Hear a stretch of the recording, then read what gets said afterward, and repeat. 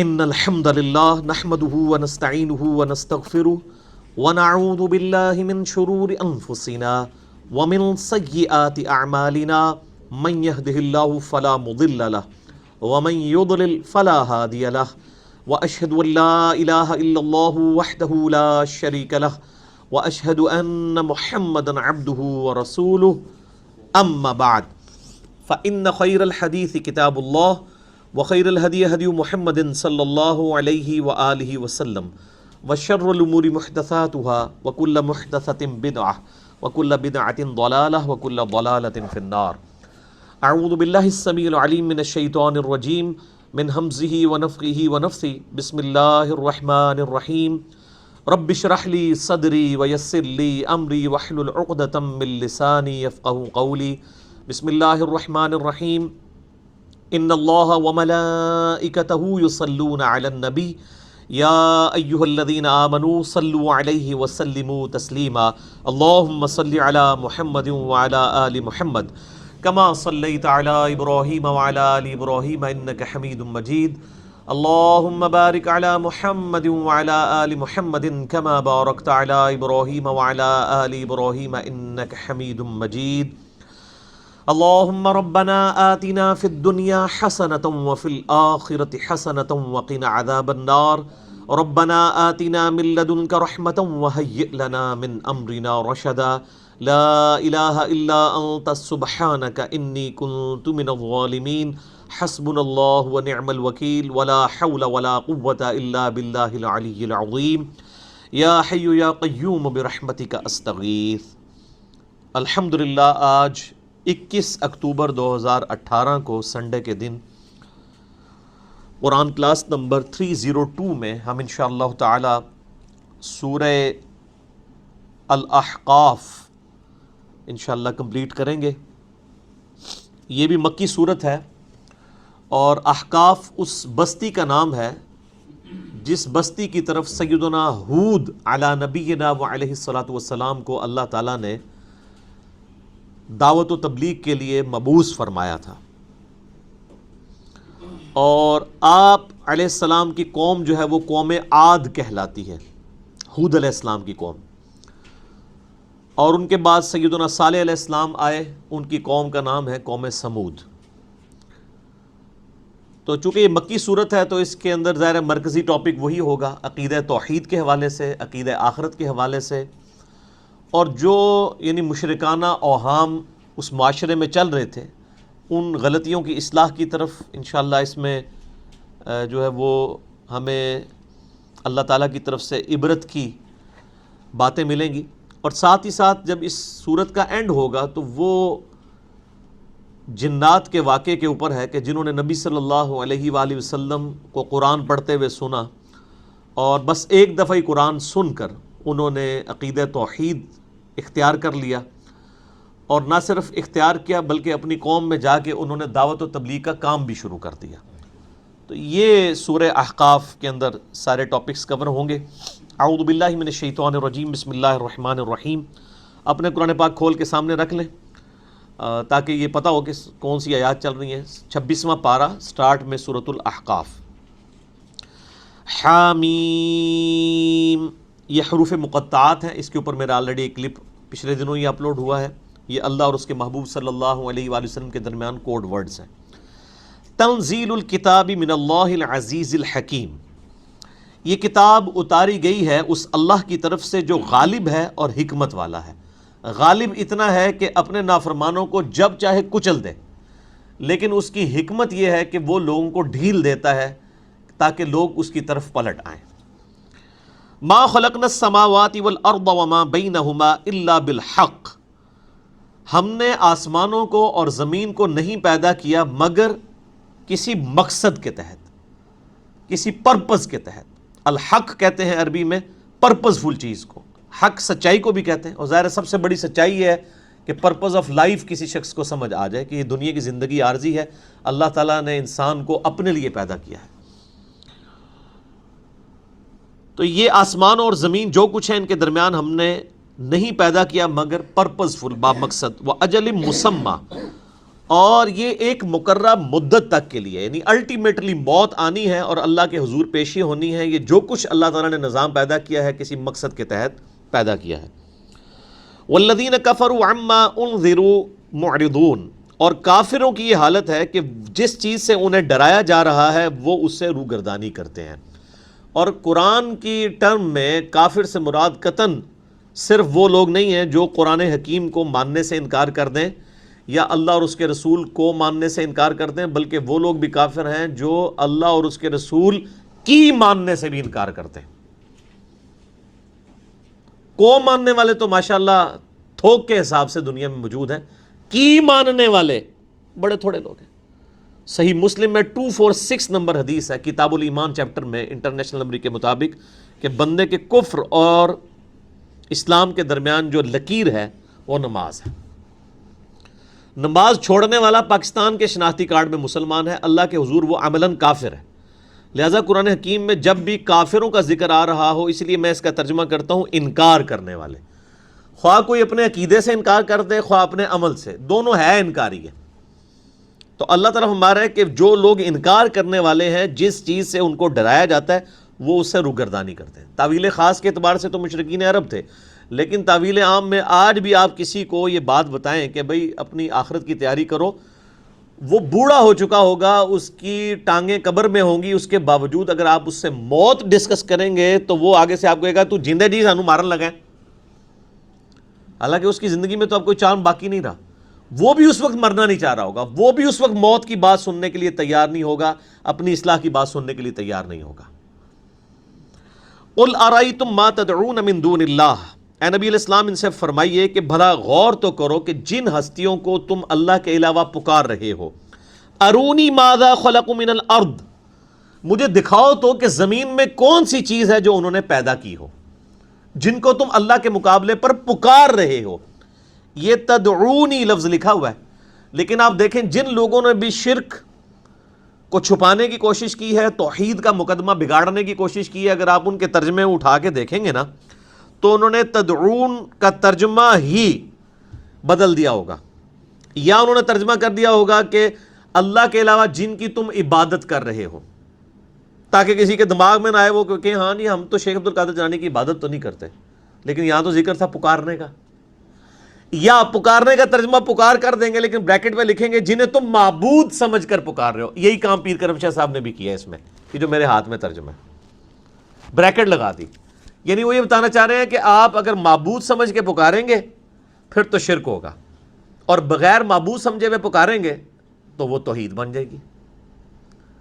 تو یہ کون سی توحید ہے آپ کو انہی آیات میں پتہ چل جائے گا کہ اللہ کے علاوہ کسی بھی ہستی کو مدد کے لیے نہیں پکار سکتے. ویسے آپ جتنا مرضی پکاریں کسی کو، نماز میں ہم پڑھتے ہیں السلام علیکہ ایھا النبی ورحمۃ اللہ وبرکاتہ، بخاری مسلم میں حدیث ہے جب تم پڑھو گے اللہ تعالیٰ زمین و آسمان میں تمام نیک بندوں تک تمہارا سلام پہنچا دے گا، کیونکہ اس میں آتا ہے السلام علینا وعلی عباد اللہ الصالحین. تو یا رسول اللہ سے تو کوئی انکاری نہیں ہے، آپ پکاریں کوئی حرج نہیں. لیکن جیسے ہی آپ یا رسول اللہ مدد کہہ دیں گے، یہ اب آپ ڈیوینٹی میں کلیم کر دیں گے. ایاک نعبد و ایاک نستعین، اے اللہ تیری ہی عبادت کرتے ہیں، تجھی کو مدد کے لیے پکارتے ہیں. یہ والی جو مدد ہے نا دعا والی، یہ صرف اللہ سے ہو سکتی ہے. ظاہری اسباب میں تو آپ مسلمان کیا کافروں سے بھی مدد مانگ سکتے ہیں. بخاری میں حدیث ہے نبی علیہ السلام کی وفات اس حال میں ہوئی کہ آپ کی زرہ یہودیوں کے پاس گروی رکھی تھی، یہودیوں سے مدد مانگی ہوئی تھی.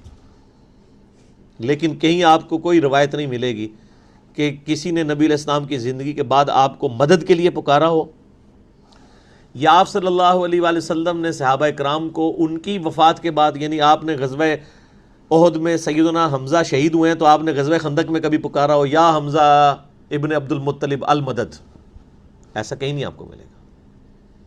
اب جو سامنے آپ اسے ضرور مدد لیں وہ تو ظاہری اسباب ہے، وہ تو سب سے بڑا مشکل کشا تو سورج ہے اگر آپ نے ظاہری اسباب پہ جانا ہے. آج سورج ختم ہو جائے تو دنیا کا کوئی بزرگ جو ہے زمین کا نظام نہیں چلا سکے گا. سورج کی وجہ سے ہی ہماری خوراک تیار ہوتی ہے، اس خوراک کو ہم بھی کھاتے ہیں، جانور بھی کھاتے ہیں فوٹو سنتھسس کے ذریعے، اور جانوروں کا یہ پورا فوڈ سائیکل سورج کی وجہ سے چل رہا ہے. سورج کی وجہ سے ہی سمندروں کا پانی ویپوریٹ ہوتا ہے، وہ گلیشیئرز کی فارم میں سٹور ہوتا ہے پہاڑوں کے اوپر، وہاں سے گلیشیئر پگھلتے ہیں. پوری دنیا میں جو زمین کے سوتوں میں نیچے پانی دریا بہہ رہے ہیں یا اوپر بہہ رہے ہیں، پورے یعنی زندگی جو ہے سورج کے اوپر ڈیپینڈنٹ ہے.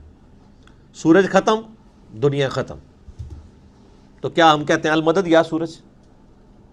نہیں، کہہ ہی نہیں سکتے۔ سورج کا مددگار ہونا اور چیز ہے، اس کو پکارنا اور چیز ہے۔ وہ مددگار کس نے بنایا ہے؟ اللہ نے۔ کسی کے دماغ میں بھی وہم آتا ہے یا سورج المدد آج نکل آئیے، بہت گرمی ہے، سردی ہو گئی ہے، یا سورج المدد آج چھپ جائیے، آج بہت زیادہ گرمی ہو گئی ہے؟ کوئی نہیں۔ تو باقی لوگوں کو کیوں پکارتے ہیں؟ فرشتوں کی اللہ نے ڈیوٹی لگائی ہے بارش کے اوپر، آج تک کسی کے دماغ میں بھی آیا کہ ہم کہیں کہ یا میکائیل علیہ السلام مہربانی فرمائیے اور آج بارش فرما دیجیے؟ کس سے پکارتے ہیں؟ تو بھائی مولا علی علیہ السلام کو شیخ عبد القادر جیلانی رحمہ اللہ کو کیسے پکارا جا سکتا ہے؟ مولا علی بھی اللہ کو پکارتے تھے، مولا علی کا شیعہ بھی وہ ہوگا جو اللہ کو پکارے گا، ایاک نعبد و ایاک نستعین۔ باقی یہ ٹاپک ایسا ہے کہ اس کو کہیں بھی ان اٹینڈڈ میں نہیں چھوڑتا۔ توحید چونکہ اسلام کی بنیاد اور جڑ ہے۔ اس میں نے ایک لیکچر دیا ہے، مسئلہ نمبر 3، دعا صرف اللہ ہی سے، اسی پہ میرا ریسرچ پیپر نمبر 3 بھی ہے۔ اس میں نے سارے وسوسے سیٹل کیے پونے 2 گھنٹے کے اندر، اور اسی کی ایکسٹینشن ہے مسئلہ نمبر 43، وسیلہ اور توسل کے صحیح احکام و مسائل۔ آپ یوٹیوب پہ جا کے لکھیں تو انشاءاللہ کھل جائے گا۔ تو اللہ تعالیٰ فرما رہا ہے نبی ان سے فرماؤ کس نے پیدا کی ہے، کوئی ایسی چیز زمین میں دکھاؤ، ام لہم شرک فی السماوات، یا آسمانوں میں کسی کی کوئی شرکت ہو پیدائش میں، ایتونی بکتاب من قبل ھذا وثارۃ من علم ان کنتم صادقین، یہ مشہور آیت جو میں اکثر پڑھتا ہوں، لاؤ میرے پاس، اگر قرآن کو نہیں مانتے کو پچھلی کتاب لے آؤ، اس کے اندر لکھا ہو کہ اللہ کے علاوہ کوئی مشکل کشا ہے، یا نبیوں کے آثار چلتے آ رہے ہوں۔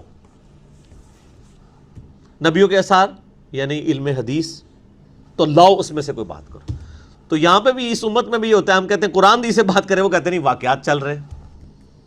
یہ قرآن نے انسان کو یہ سبق سکھا دیا ہے کہ دلیل جو ہے وہ ریویلڈ نالج ہے، کتاب و سنت کا علم، یا دنیاوی اعتبار سے ایکوائرڈ نالج، سائنس کا علم۔ تیسرا کوئی علم نہیں ہے۔ یہ خواب اور بزرگوں کے واقعات، اس لیے اب واقعات ہونے کم ہو گئے ہیں کیونکہ میڈیا آ گیا انشاءاللہ۔ میں نے کہا اب قیامت تک کوئی بزرگ قبر سے نکل کے کسی پل کے اوپر جا کے بم نہیں پکڑے گا انشاءاللہ، کیونکہ میڈیا آ گیا۔ یہ پہلے بھی کوئی نہیں تھے پکڑے ہوئے، لیکن چونکہ میڈیا نہیں تھا تو جھوٹ مشہور ہو گیا۔ اب میڈیا کی برکت سے انشاءاللہ کچھ بھی نہیں ہوگا، کیونکہ جھوٹ کو پکڑنے والے لوگ آ گئے۔ تو یہ اویئرنیس لوگوں کے اندر آ گئی ہے، لوگوں کو اب سمجھ آ گئی ہے، اور یہ جو کہانیاں ہمیں بچپن سے سنائی جاتی تھی وہ ساری کی ساری اپنی موت خود مر گئی ہیں۔ تو لاؤ کوئی کتاب یا انبیاء کے آثار اگر تم سچے ہو۔ ومن اضل ممن يدعو من دون اللہ، اس سے بڑھ کر گمراہ کون ہوگا جو اللہ کے علاوہ کسی اور کو پکارے گا۔ عبادت نہیں سر، پکارنا، پکارے گا۔ من لا يستجیب له الى یوم القیامہ، اس کو جو قیامت تک اس کی ندا سن ہی نہیں سکتا۔ وَهُمْ عَنْ دُعَائِهِمْ غَافِلُونَ، اور حالت یہ ہے کہ جس ہستی کو وہ پکار رہے ہیں وہ ہستی غافل ہے کہ اسے پکارا جا رہا ہے۔ آج شیخ عبد القادر جیلانی کو نہیں پتا کہ لوگ ان کو پکار رہے ہیں، یہ اللہ تعالیٰ کہہ رہا ہے۔ کوئی ہستی نہیں جانتی کہ اسے پکارا جا رہا ہے۔ وَإِذَا حُشِرَ النَّاسُ، اور جب قیامت والے دن لوگوں کو جمع کیا جائے گا، كَانُوا لَهُمْ أَعْدَاءً وَكَانُوا بِعِبَادَتِهِمْ كَافِرِينَ، تو وہ جو ہستیاں جن کو پکارا جاتا تھا وہ ان لوگوں کے دشمن بن جائیں گے جو دنیا میں انہیں پکارا کرتے تھے کہ سانو مرمان لگے سو۔ عیسیٰ علیہ السلام دشمن بن جائیں گے ان عیسائیوں کے جنہوں نے ان کو مشکل کشا بنا لیا تھا دنیا میں۔ اب اس پہ کراس ریفرنس میں مجھے درجنوں آیات زبانی یاد ہیں، لیکن وہ پھر یہ صورت مکمل نہیں ہوگی۔ مسئلہ نمبر 3 میرا، دعا صرف اللہ ہی سے، وہ آپ دیکھ لیں۔ اور ایک یوٹیوب پہ میرا کلپ ہے، لاکھوں لوگوں نے دیکھا ہے، اس کا عنوان ہے مفتی اکمل صاحب کے شیطانی دھوکے کا جواب۔ انہوں نے کہا ہم امی سے جا کے روٹی مانگتے ہیں تو یہ بھی شرک ہو جائے گا پھر تو، یعنی اس قسم کے وہ شیطانی ٹوٹکے وہ یعنی لوگوں کو پڑھاتے ہیں، اس کو اس کے ساتھ کمپیئر کر رہے ہوتے ہیں۔ وہ یہ ظاہری اسباب ہے میرے بھائی، امی جب سامنے ہوتی ہے تبھی روٹی مانگتے ہو نا۔ جس کی اماں قبر میں آج تک اس نے کہا اماں مجھے روٹی کھلا دے، ادھر بھی بلایا کرو نا۔ وہ کہیں گے نہیں کمیونیکیشن نہیں ہو سکتی، تو سر بابوں سے بھی کمیونیکیشن نہیں ہو سکتی مرنے کے بعد، اور زندگی میں بھی صرف اسی بابے سے ہو سکتی ہے جو سامنے موجود ہو۔ اور آج کے زمانے کا ہوگا تو ایک اور طریقہ بھی ہے کہ اس کو ایک ٹیکسٹ میسج کر دیں، پرانے زمانے والے کو نہیں۔ آج تو گورے نے آپ کے ہاتھ میں ایسی چیز پکڑا دی ہے جو 4000 کلومیٹر دور آپ بات کر سکتے ہیں بیٹھے ہوئے۔ تو گوروں کو سر بزرگ مانے پھر اگر ماننا ہے تو، اگر یہی بنیاد آپ نے بنانی ہے مادی ترقی کی، تو یہ سب کے سب جھوٹ ہیں جو مشہور کیے ہیں۔ اس پہ میں نے ایک لیکچر علیحدہ سے دیا ہے، مسئلہ نمبر 121، اسی صرف ایک ٹاپک کے اوپر، کہ جن ہستیوں کو دنیا میں پکارا جا رہا ہے وہ قیامت والے دن ان لوگوں کے دشمن بن جائیں گے جنہوں نے دنیا میں انہیں پکارا تھا مدد کے لیے۔ مسئلہ 121، اور اس میں نے کئی کراس ریفرنس کے طور پر آیات اس حوالے سے ڈسکس کی تھی۔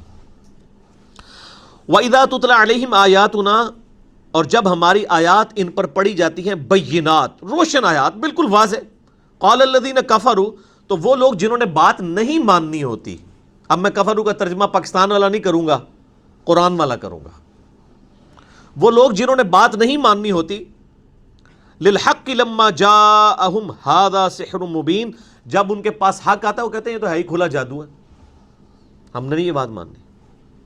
ام یقولون افتراہ، یہ لوگ کہتے ہیں کہ اے نبی علیہ السلام آپ نے قرآن خود سے گھڑ لیا ہے، نعوذ باللہ۔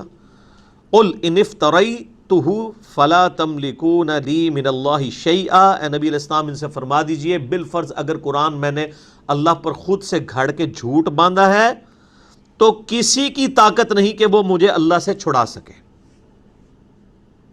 یعنی میں خود ڈرتا ہوں۔ قرآن حکیم میں یہ آیت 3 دفعہ آئی ہے، سورۃ الانعام کے اندر، سورہ الزمر کے اندر، سورہ یونس کے اندر۔ قل انی اخاف ان عصیت ربی عذاب یوم عظیم، اے نبی علیہ السلام فرما دیجئے مجھے تو خود اس بات کا خوف ہے کہ بالفرض اگر میں نے بھی اپنے رب کی نافرمانی کی تو بڑے دن کا عذاب مجھے بھی آ پکڑے گا۔ تو آپ فرما دیجئے کہ کوئی اللہ کے مقابلے میں مجھے چھڑا نہیں سکتا اگر میں نے اللہ کے اوپر جھوٹ باندھا ہو۔ لیکن یہ یاد رکھیے گا یہ آیت صرف اس شخص کے لیے اپلیکیبل ہے جو پیغمبر ہو۔ اگر کوئی پیغمبر نہیں ہے اور وہ اللہ پر جھوٹا دعویٰ کر دیتا ہے کہ میں اللہ کا پیغمبر ہوں، اس کے اوپر یہ فٹ نہیں ہوگی کہ اسے دنیا میں پکڑ لیا جائے۔ سورہ الحاقہ میں بھی آتا ہے نا کہ اگر نبی علیہ السلام اپنی طرف سے کوئی آیت ہماری طرف منسوب کر دیں، ہم ان کا دایاں ہاتھ پکڑ کے ان کی رگے جان کاٹ دیں۔ اگر یہ نبی اپنی طرف سے کوئی ایک ایسی بات کر دیں جو ہم نے ان کی طرف وہی نہیں کی۔ تو جو قادیانی ہیں وہ کہتے ہیں کہ اسی طریقے سے اگر غلام احمد قادیانی نے جھوٹا دعویٰ نبوت کیا ہوتا تو اللہ تعالیٰ اس کی رگے جان کاٹ دیتا، کیوں نہیں کاٹی؟ یہ صرف اس کے لیے جو پیغمبر ہو۔ قرآن میں کہیں نہیں آیا کہ جو بھی دعوی نبوت کرے گا ہم اس کی رگے جان کاٹ دیں گے۔ دنیا تو بقدر ایفرٹ ہے، وہ تو بخاری مسلم میں حدیث ہے قیامت اس وقت تک قائم نہیں ہوگی جب تک 30 جھوٹے دجال نہ پیدا ہو جائے جن میں سے ہر شخص یہ دعویٰ کرے گا کہ وہ اللہ کا پیغمبر ہے۔ اور اسی کا ایک طریق جامعہ ترمذی میں ہے کہ آپ صلی اللہ علیہ وآلہ وسلم فرمایا کہ 30 جھوٹے دجال میرے بعد آئیں گے، انا خاتم النبیین لا نبی بعدی، یاد رکھنا میں خاتم النبیین ہوں، میرے بعد کوئی نبی نہیں ہے۔ هو اعلم بما تفیضون فیہ، وہ خوب جانتا ہے جن باتوں میں تم مشغول ہو، کفا بہ شہیدا بینی و بینکم، اے نبی یہ بھی فرما دیجئے اللہ کافی ہے گواہ تمہارے اور میرے درمیان، وہو الغفور الرحیم، اور وہ بخشنے والا مہربان ہے۔ قل ما کنت بدعا من الرسل، اے نبی فرما دیجئے میں کوئی نیا رسول تو نہیں بن کے آیا۔ یہ بدعت کا لفظ دین میں جو نئی چیز داخل کی جاتی ہے نا، یہاں پہ بدعا من الرسل، فرما دیجئے میں کوئی نیا رسول تو بن کے نہیں آیا، یعنی مجھ سے پہلے بھی رسول گزرے ہیں۔ وما ادری ما یفعل بی ولا بکم، مجھے تو خود نہیں پتا کہ میرے ساتھ کیا ہونا ہے اور تمہارے ساتھ کیا ہونا ہے۔ سر کتنی سخت آیات ہے، مجھے خود نہیں پتا کہ میرے ساتھ کیا معاملہ ہوگا، حالانکہ کلیئر ہے، لیکن عقیدہ کلیئر کیا جا رہا ہے کہ گاڈ اورینٹڈ بنو، یعنی جن لوگوں کو خدا کی شناخت ہوتی ہے نا وہ اس عقیدے میں اتنے محکم ہوتے ہیں کہ وہ بانگے دھول یہ بات کرتے ہیں کہ ہماری ڈیسٹنی میں کیا لکھا ہے یہ اللہ ہی جانتا ہے، چاہے جائے کہ کوئی شخص کسی بزرگ کے بارے میں دعویٰ کر دے۔ صحیح بخاری میں حدیث ہے کتاب الشہادات چیپٹر کے اندر، میں نے مسئلہ علم غیب کے اوپر ڈیٹیل لیکچر دیا ہے، مسئلہ نمبر 6A اور 6B، اس میں ام الاعلیٰ کہتی ہیں کہ عثمان بن مظعون، یہ صحیح بخاری میں رضی اللہ تعالیٰ عنہ، بوڑھے صحابی تھے، کہتی ہیں میں نے وفات کے قریب ان کی خدمت کی، وہ فوت ہو گئے، جب وہ فوت ہو گئے تو میں نے یعنی ان کے بارے میں کہہ دیا کہ عثمان اللہ کے ہاں تو تیرے لیے جنت ہی جنت ہے، بخشا بخشا ہے۔ تو نبی علیہ السلام میرے پاس کھڑے تھے تو آپ نے فرمایا تمہیں کس نے بتایا کہ یہ بخشا ہوا ہے؟ خدا کی قسم اگرچہ میں اللہ کا رسول ہوں لیکن مجھے نہیں پتا میرے ساتھ کیا ہونا ہے. یہ صحیح بخاری کی حدیث ہے سر, یہ سٹوری بک نہیں ہے. اور آپ کے یعنی سب کانٹیننٹ میں لوگ یہاں بیٹھ کے بابوں کے بارے میں کلیم کر رہے ہوتے ہیں کہ جی وہ کسی کو جنت یا دوزخ بانٹ رہے ہوتے ہیں.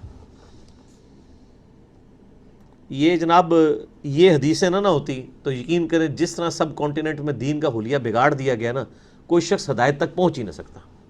یہ تو اللہ کا بڑا کرم ہے کہ الحمدللہ دین کتابوں میں موجود ہے, بابوں میں تو نہیں رہا, کتابوں میں موجود ہے. بابوں اور کتابوں کا فرق یاد رکھنا ہے. جو بابے کتابیں بتا رہے ہیں نا ان بابوں کو امام مانے, اور جو صرف اپنی کہانیاں کرا رہے ہیں آپ کو تو ان کی باتیں سمجھ لیں کہ وہ لوگ یعنی آپ کو دین کا وہ حلیہ بگاڑ کے بتا رہے ہیں اور رسپیکٹ اویل کرنے کی کوشش کر رہے ہیں. ایسے شخص کی کوئی رسپیکٹ نہیں.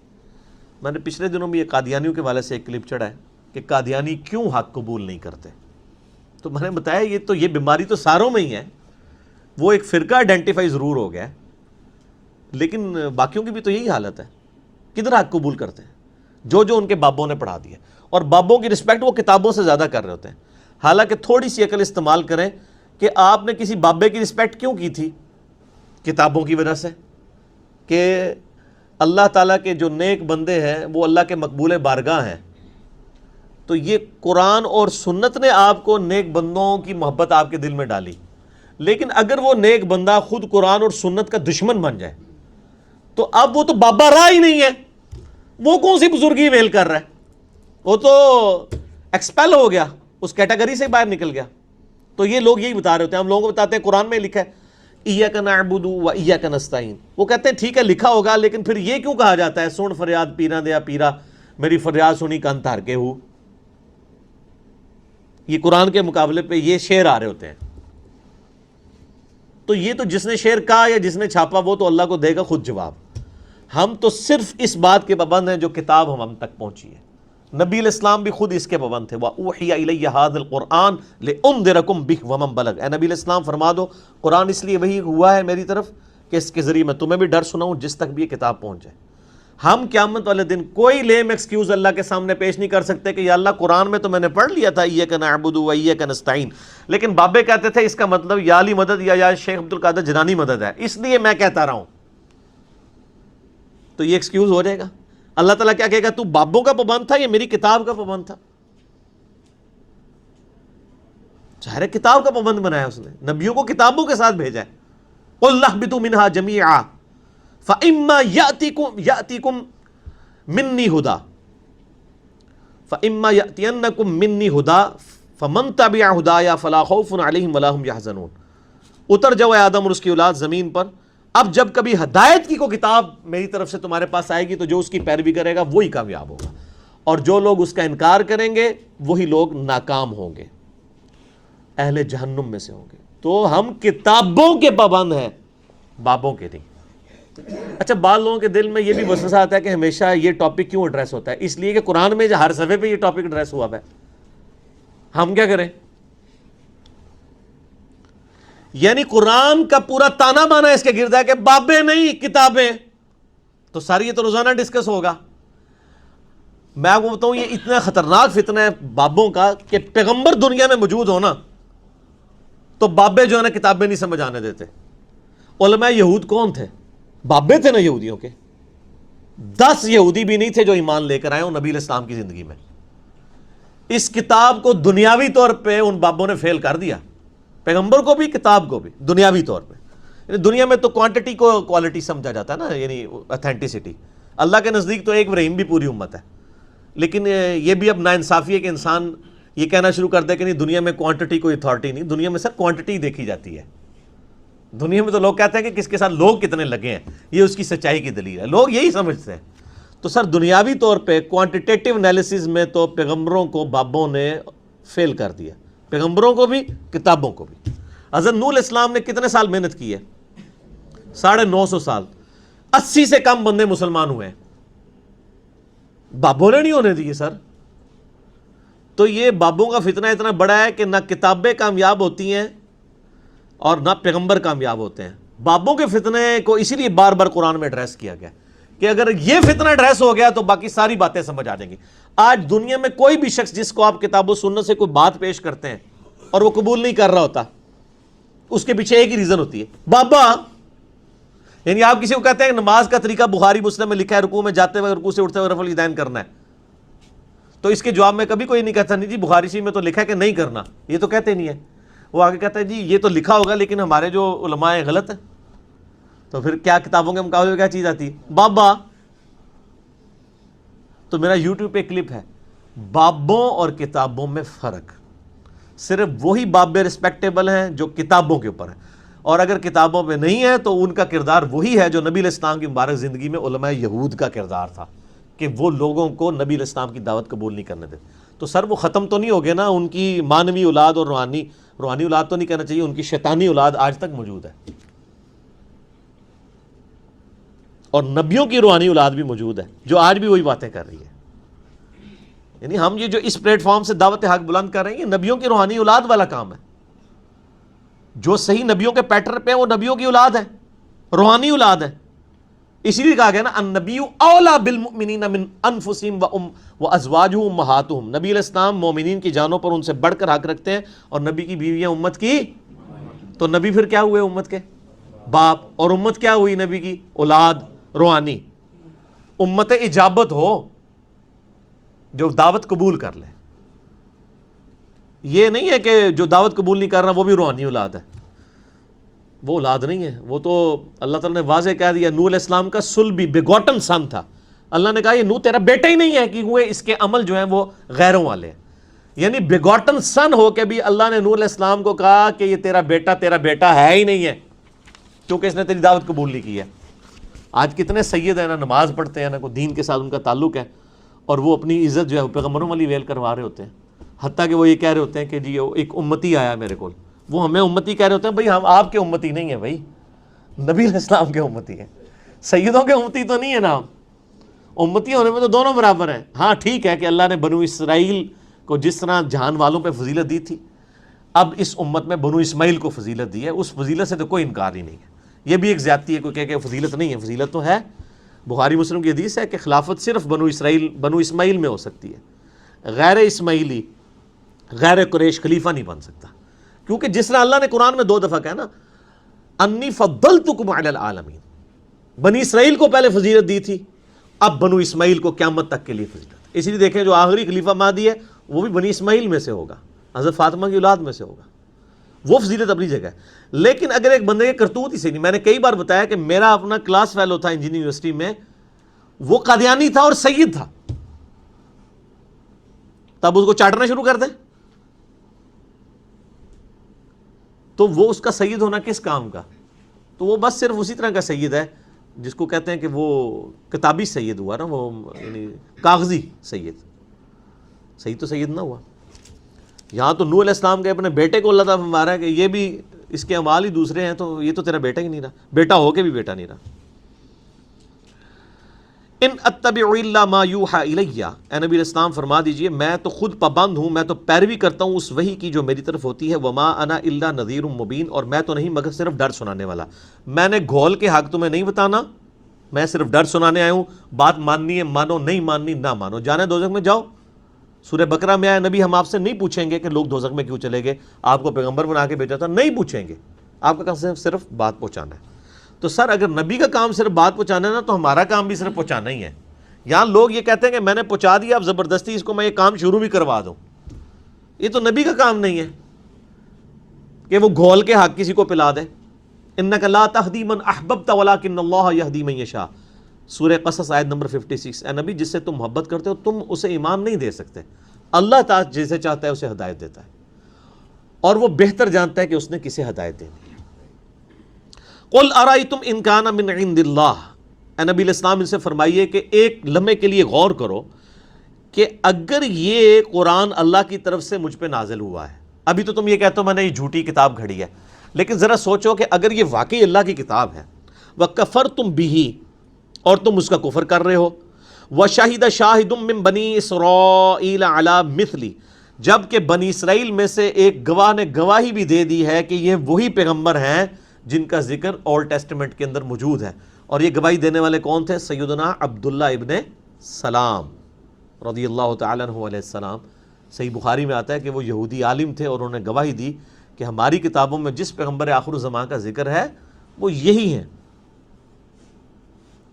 علی مثلہ، اس کی مثل، فآمنا، اور وہ ایمان بھی لے آئے ہیں، واستکبرتم، اور تم اب بھی تکبر کر رہے ہو، ان اللہ لا یہدی القوم الظالمین، بے شک اللہ تعالیٰ ہدایت نہیں دیتا ظالموں کو، یعنی جو ظلم کے اوپر تلے میں ان کو ہدایت نہیں ملنی، ہدایت اسی کو ملنی ہے جو ہدایت کا طلبگار ہوگا۔ وقال الذین کفروا للذین آمنوا، اور جو کفر اختیار کرنے والے لوگ ہیں، انکار کرنے والے، وہ کہتے ہیں اہل ایمان سے، لو کان خیرا ما سبقونا الیہ، اگر اسلام میں کوئی بہتری ہوتی تو تم ہم سے پہلے اسلام نہ لے کے آتے، ہم پہلے ہی کیوں نہ بات قبول کر لیتے۔ آج بھی یہ ہوتا ہے، آپ سچائی کی بات کریں، وہ کہتے ہیں جی اگر یہ واقعی بخاری مسلم میں یہ باتیں لکھی ہوئی ہیں تو ہمارے علماء نے کیوں نہیں پہلے مان لی، وہ مان لیتے۔ اس کا مطلب ہے گل کوئی اور ہے۔ سر گل کوئی اور نہیں ہے، تھوڑا مسئلہ وچ کوئی اور ہے۔ اچھا، وہ اکثر لوگ پوچھ رہے ہوتے ہیں وہ جناب اتنے بڑے بڑے علماء ہیں، ان کو بات کیوں نہیں سمجھ آتی ہے؟ آخر وہ بیوقوف ہیں، پاگل ہیں، اور وہ یہ آرگومنٹ دے رہے ہوتے ہیں کہ اگر ان کو یہ بات نہیں سمجھ آئی اس کا مطلب ہے بات وہی ہے جو ان کو سمجھ آئی ہوئی ہے۔ تو اس کا بڑا اچھا ٹوٹکا ہے۔ اگر یہ کوئی بات بریلوی کر رہا ہو نا کہ جی ہمارے جو بڑے بزرگ ہیں دیکھیں ان کو بات زیادہ سمجھ آئی کہ آپ کو، تو ان کو کہ یہ جو دیوبندیوں کے بڑے بڑے علماء ہیں ان کو، وہ کہیں گے یہ تو جاہل ہیں۔ دیوبندیوں سے پوچھیں گے بریلویوں کے علماء جاہل ہیں، تو ان کو کہ آپ کے علماء کا تو لیول یہ ہے کہ ایک جاہل آدمی بھی دوسرے مکتب فکر کے عالم کو جاہل کہہ دیتا ہے، اپنے کو نہیں کہتا۔ اس کا مطلب ہے کہ اس کے علمی لیول یہی ہے کہ اس کو یہی پڑھایا گیا دوسرے کو جاہل کہنا ہے۔ تو سر وہ جو دوسرا آپ کے کو جاہل کہہ رہا ہے وہ بھی پھر ٹھیک ہی کہہ رہا ہے، دوئے سے ہی کہہ رہے ہو، دوئے دے علماء جاہل نے۔ اصل بات وہ ہے جو کتابوں میں لکھی ہے، بابوں میں نہیں۔ وَإِذْ لَمْ يَهْتَدُوا بِهِ فَسَيَقُولُونَ هَذَا إِفْكٌ قَدِيمٌ، اور کیوں نہیں ہدایت نصیب ہوئی انہیں قرآن سے تو یہ اب ضرور کہیں گے یہ تو پرانا جھوٹ ہے، یعنی وہی پرانی سٹوری ہیں، نعوذ باللہ۔ چونکہ اب انہوں نے ہدایت قبول نہیں کی تو اب قرآن کی دشمنی پر اتر کے اسے پرانے لوگوں کی قصہ کہانیاں کہتے ہیں۔ وَمِن قَبْلِهِ کتاب موسیٰ امام و رحمہ، اور قرآن سے پہلے موسیٰ علیہ السلام کی جو کتاب تھی تورات، وہ بھی امام تھی اور رحمت تھی، یعنی گائیڈ لائن اس کے اندر موجود تھی، اللہ کی رحمت تھی۔ وَهَذَا كِتَابٌ مُصَدِّقٌ لِسَانًا عَرَبِيًّا، اور یہ کتاب جو ہے قرآن، یہ تصدیق کرتی ہے اس تورات کی بھی، اور یہ عربی کے اندر ہے، تمہاری اپنی زبان میں، لِيُنذِرَ الَّذِينَ ظَلَمُوا، تاکہ تم ڈر سنا دو ظالموں کو، وَبُشْرَى لِلْمُحْسِنِينَ، اور جو نیکوکاری کی روش اختیار کرنے والے ہیں ان کو خوشخبری دے دو کہ ان کے لیے اللہ کے ہاں جنتیں ہیں، اور اللہ کے نافرمانوں کا انجام جو ہے وہ نعوذ باللہ دوزخ ہونے والا ہے۔ اللہم اجرنا من النار، اللہم اجرنا من النار، اللہم اجرنا من النار۔ ان الذین قالوا ربنا اللہ ثم استقاموا، بے شک وہ لوگ جنہوں نے کہا کہ اللہ ہی ہمارا رب ہے، اس کے بعد ڈٹے رہے اس بات پہ، فلا خوف علیہم ولا هم يحزنون، انہیں قیامت والے دن نہ کوئی خوف ہوگا نہ کوئی غم ہوگا۔ اولئک اصحاب الجنہ، وہی لوگ جنت میں جائیں گے، خالدین فیہا، اس میں رہیں گے ہمیشہ، جزاء بما کانوا یعملون، اور یہ بدلہ ہوگا ان کے اعمال کا۔ صرف اللہ کو ماننا کافی نہیں، اللہ کی ماننا بھی ضروری ہے۔ یہاں پہ دیکھ لیں کہ یہ بدلہ ہوگا ان کے اعمال کا، یہ نہیں کہا جا رہا ہے یہ بدلہ ہوگا ان کے مسلمان ہونے کا، ان کے عقیدے کا صحیح ہونے کا، وہ تو پہلی شرط ہے۔ لیکن جو چیز کمزوری کی طرف انسان جس میں اختیار کرتا ہے، قرآن حکیم میں بار بار عمل کا ذکر کیوں آیا ہے؟ کیونکہ عقیدہ تو سارے قبول کر لیتے ہیں، کیونکہ اس پہ کوئی پیسہ نہیں لگتا، کوئی ایفرٹ نہیں پٹ ہوتی۔ ایک بندے کو اسلام قبول کرنے کے لیے کوئی ایفرٹ پٹ کرنی پڑنی ہے، لیکن جب اگلے دن ہی اٹھ کے فجر کی نماز جب پڑھنی پڑے گی لگ پتہ جائے گا۔ اس لیے قرآن ہمیشہ عمل پہ زور دیتا ہے، عقیدے پہ بہت کم۔ عقیدہ بس موٹی سی بات کی، جب جس نے کوئی ایمان لے آتا ہے پھر اس کو یہ نہیں کہا جاتا اپنا عقیدہ صحیح کر، عقیدے کے صحیح کرنے کا اس کو کہا جاتا ہے جو ایتھیسٹ ہے یا منکرین خدا ہے۔ مسلمان کو قرآن میں جہاں بھی ایڈریس کیا گیا ہے تو عمل کے اعتبار سے کیا گیا ہے، اسی لیے کہ عمل میں کمزوری آ جاتی ہے۔ وہ پھر وہی چوزن پیپل آف لارڈ، جس طرح یہودی کہتے تھے ہم تو اللہ کے چنے چنائے بندے ہیں، ہم نے تو جنت میں جانا ہی ہے، تو جدھر ادھر مسلمان کہتے ہیں نہیں ایک پھیرا ہی لگنا ہے جی پھر جنت ہی ٹوٹ جانا ہے۔ اسی لیے یہ اعمال کی طرف ایمفسائز کیا گیا۔ وَوَصَّيْنَا الْإِنسَانَ بِوَالِدَيْهِ إِحْسَانًا، اور انسان کو وصیت کی گئی ہے کہ وہ اپنے ماں باپ کے ساتھ حسن سلوک کرے۔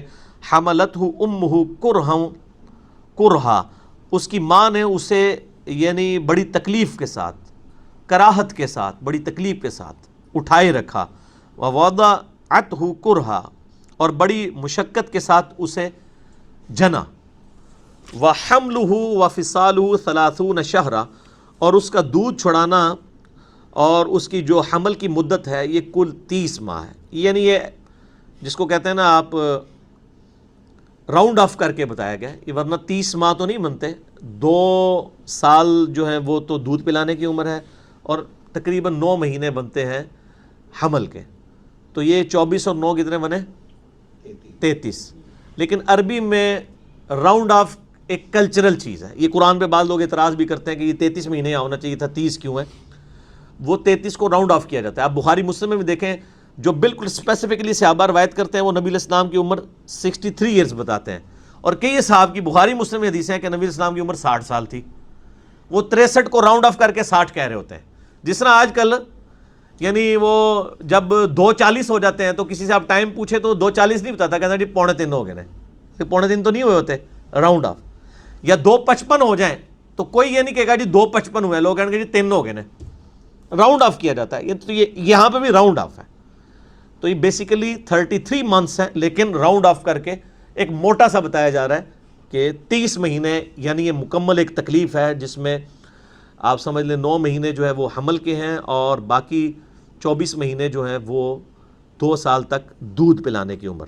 حتیٰ اذا بلغ اشدہ، یہاں تک کہ بچہ جب جوان ہو جاتا ہے، وبلغ 40 سنہ، اور وہ 40 سال کا ہو جاتا ہے. قرآن کے اندر 40 سال کی عمر جو ہے نا یہ میچورٹی کی عمر ہے، کہ بس کوئی کتنا بھی گیا گزرا ہونا 40 سال میں تو میچور ہو ہی جاتا ہے.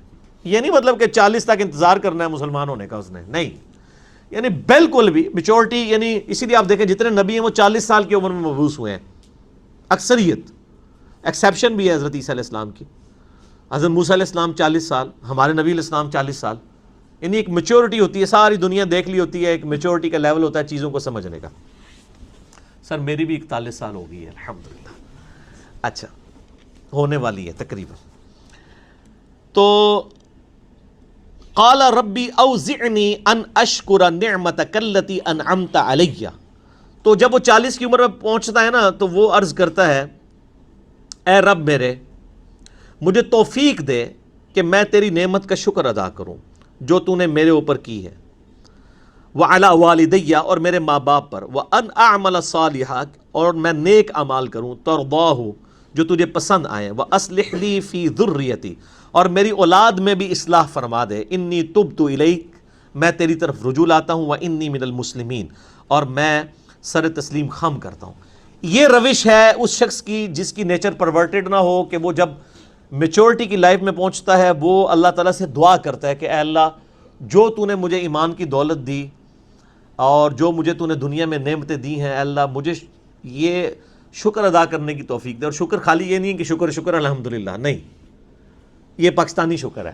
اللہ کے نزدیک شکر یہ ہے کہ جو اللہ نے صحت دی ہے، جو نعمت دی ہے، وہ اللہ کی تابع فرمان ہونے میں لگے. آنکھیں دی ہیں تو اللہ کی فرما برداری میں اٹھیں، نافرمانی میں نہ اٹھیں. یہ آنکھوں کا شکر ہے. زبان کا شکر یہ ہے کہ زبان سے فحش گفتگو نہ ہو، اللہ کی یاد نکلے. یہ ہے زبان کا شکر. یہ شکر الحمدللہ کی تسبیح نہیں ہے، وہ تو ایک بالکل ثانوی چیز ہے.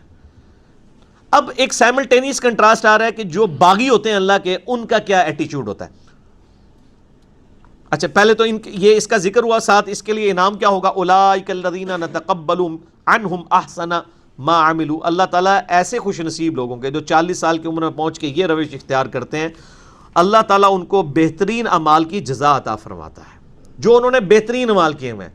یعنی اگر کسی نے خوشو خضو سے ایک فجر کی نماز پڑھی تھی اور 20 بغیر خوشو خضو کے پڑھی تھی، تو وہ باقی 20 کا ثواب بھی اس کو اس کے مطابق اللہ تعالیٰ دیتا ہے. دی بیسٹ جو اس نے عمل زندگی میں کیا ہوتا ہے اس کے مطابق دیتا ہے.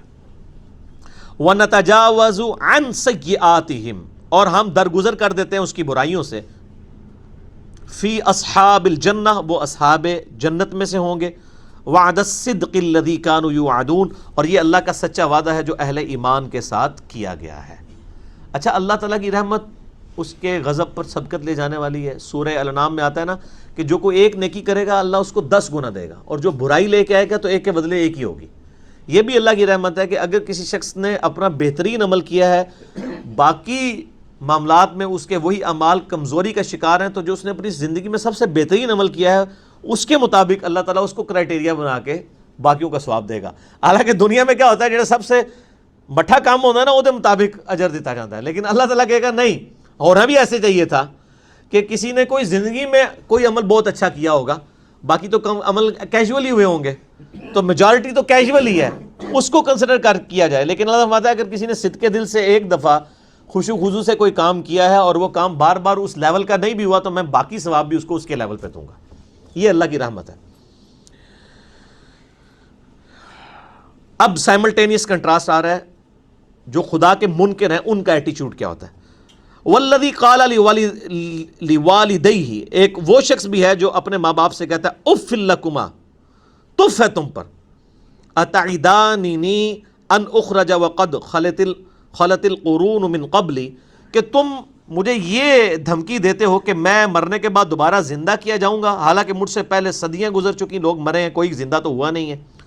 وَهُمَا يَسْتَغِيثَانِ اللَّهِ وَيْلَكَ آمَنْ، اور وہ اس کے والدین اس اللہ کی بارگاہ میں جب اس کی اس طرح کی باتیں سنتے ہیں تو اللہ کی بارگاہ میں فریاد کرتے ہیں اور کہتے ہیں کہ اس کا کھانا خراب ہو، ان وعد اللہ حق، بے شک اللہ کا وعدہ سچا ہے۔ یعنی وہ اپنے بچے کو بھی سمجھاتے ہیں اور اللہ کے حضور بھی دعا کرتے ہیں کہ اللہ اس کو ہدایت دے۔ فَيَقُولُ مَا هَذَا إِلَّا أَسَاطِيرُ الْأَوَّلِينَ، لیکن پھر بھی وہ یہ کہتا ہے یہ تو اگلے لوگوں کی کہانیاں تم مجھے سناتے ہو کہ مرنے کے بعد زندہ کیا جائے گا، کوئی قیامت کا دن قائم نہیں ہونا، کوئی اللہ کے حضور پیشی نہیں ہونی۔ وَلِعَوْذُ بِاللَّهِ تعالی۔ یہ آیت نمبر 17 ہے سورہ احقاف کی، جو مروان ابن حکم نے فٹ کر دی تھی عبد الرحمن بن ابی بکر کے اوپر۔ سر کربلا تو قرآن میں ہی آ جاتی ہے، کیا کریں؟ یہ آیت جو ہے نا سورہ احقاف کی، اس آیت کے کانٹیکسٹ میں امام بخاری ایک حدیث لے کے آئے ہیں۔ کتاب التفسیر، قرآن کی تفسیر کا چیپٹر ہے بخاری میں، اس میں ایک حدیث ہے انٹرنیشنل نمبر کے مطابق 4827۔ سر یہ میرے کربلا والے ریسرچ پیپر میں بھی موجود ہے کہ مروان بن حکم کو گورنر حجاز بنایا معاویہ ابن ابی سفیان رضی اللہ تعالیٰ نے اپنے دور ملوکیت میں، تو اس نے ممبر پر خطبہ دیا مدینہ شریف مسجد نبوی کے ممبر پہ، اور کہا کہ جی اللہ تعالیٰ نے امیر المومنین معاویہ ابن ابی سفیان کو یہ بات سجھائی ہے، وہ امت کے وسیع تر مفاد میں چاہتے ہیں کہ اپنے بعد اپنے بیٹے کو اپنا خلیفہ کر دیں۔ اے مفاد ہے جی کہ اپنے بیٹے کو، مفاد امت کا ہے اور بیٹا اپنا۔ تو اتنے میں حضرت عبد الرحمن بن ابی بکر وہیں بیٹھے ہوئے تھے، ابو بکر کے بیٹے، وہ کھڑے ہو گئے۔ امام بخاری شریف آدمی ہے، انہوں نے وہ الفاظ سکپ کر دیے، صرف اتنا لکھے کہ عبد الرحمن بن ابی بکر نے کچھ کہا۔ کیا کہا یہ امام بخاری نے سکپ کر دیا۔ وہ ان کی عادت ہے، کئی جگہ وہ سکپ کر جاتے ہیں لیکن امام مسلم وہ لے آتے ہوتے ہیں، یہ باقی ائمہ لے آتے ہیں۔ آپ دیکھیں تفسیر ابن کثیر بھی کھولیں نا، اسی آیت کی تفسیر میں یہ پورا واقعہ انہوں نے بھی لکھا ہوا ہے۔ ظاہر کس طرح نہ لکھتے، بخاری کی حدیث اس آیت کے اوپر آئی ہوئی ہے۔ تو عبد الرحمن بن ابی بکر نے کچھ کہا، امام بخاری نے کہا کچھ کہا، پھر امام بخاری آگے لے کے آئے کہ مروان نے کہا پکڑو اس کو، مطلب ہے کہ کچھ چوبے والی گل کی تھی انہیں، مرچاں لانے والی گل۔